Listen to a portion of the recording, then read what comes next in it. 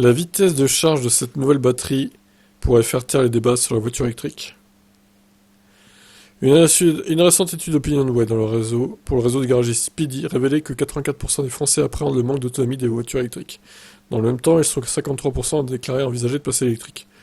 Pour le moment, en l'absence d'un réseau de charge rapide conséquent, seulement 12% des points de charge sont supérieurs à 50 kW, les constructeurs n'ont pas trouvé d'autre solution que de proposer une grande capacité de batterie dans leur voiture électrique pour favoriser l'autonomie.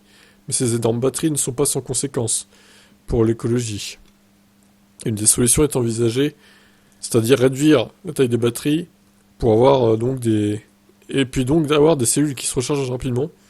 Pour le moment, les meilleurs élèves sont les Coréens, les Allemands, donc Volkswagen ou Kia, Hyundai, qui avec leur plateforme 800 volts autorisent des vitesses de charge impressionnantes de 350 kW qui permettent de passer via des chargeurs DC de 20 à 80% en moins de 20 minutes. Malheureusement, non seulement les modèles équipés de plateformes 800 volts sont rares, mais en plus ils sont chers. Donc voilà, après cette intro à rallonge, rentrons dans le vif du sujet. Destin, une entreprise spécialisée dans les technologies avancées de batterie lithium-ion, a récemment lancé une cellule LFP ultra rapide, capable de se recharger de 20 à 80% en seulement 6 minutes. La nouvelle cellule LFP de Destin affiche une capacité de 22 Ah et une capacité de charge rapide de 6C.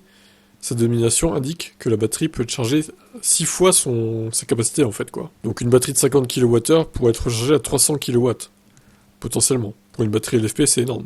Mais ce n'est pas tout, cette cellule, basée sur la chimie LFP, se distingue par une stabilité chimique et thermique intéressante, offrant ainsi la technologie de batterie la plus sûre à ce jour, tout en étant leader en matière de rentabilité énergétique.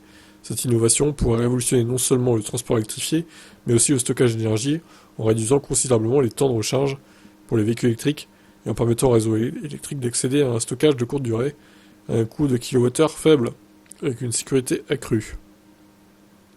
Donc c'est une cellule en lamelles, cellule Putsch. Si la gestion de la chauffe est assez compliquée à gérer du fait de l'empilement de ces cellules, elle offre l'avantage d'offrir une capacité énergétique plus importante que les cellules cylindriques, densité donc de 160 Wh par kilo, et un taux de conservation de 80% après 5000 cycles.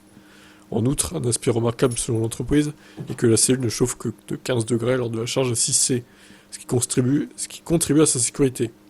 C'est tout 15 degrés, putain c'est pas beaucoup hein. Destin a également annoncé avoir développé des cellules NMC charge ultra rapide, pouvant être chargées jusqu'à 10C. Waouh. Destin annonce désormais travailler maintenant avec des partenaires d'Amérique du Nord, en Europe et en Asie pour intégrer ces nouvelles cellules dans les plateformes pour véhicules électriques et systèmes de stockage d'énergie stationnaire. La société a déjà rendu les premiers échantillons disponibles pour les équipementiers. À terme, il reste à voir si cette cellule entrera en production et quand. Destin n'est pas la seule à proposer des cellules Putsch à charge rapide. KTL, leader sur le segment de la batterie en Chine, a annoncé une batterie LFP capable de se charger à 4C. Ce qui est quand même moins bien, mais bon, ça reste pas mal. Et qui serait disponible à la production avant la fin de l'année. Next Energy a dévoilé aussi une batterie LFP avec une densité énergétique comparable à celle de NMC, tout en offrant une durée de vie supérieure. Bon, vous aurez compris, hein, c'est la grande révolution des batteries LFP là en ce moment. Et bientôt elles seront au niveau des NMC et du coup il n'y aura plus aucun intérêt à acheter des batteries nickel, manganèse, cobalt, hein, clairement. Hein. D'ici 2-3 ans, à mon avis, ça sera le cas. Hein. Elles seront totalement au niveau, voire supérieures. Vu les avancées qu'ils font en ce moment. Je vous laisse commenter tout ça.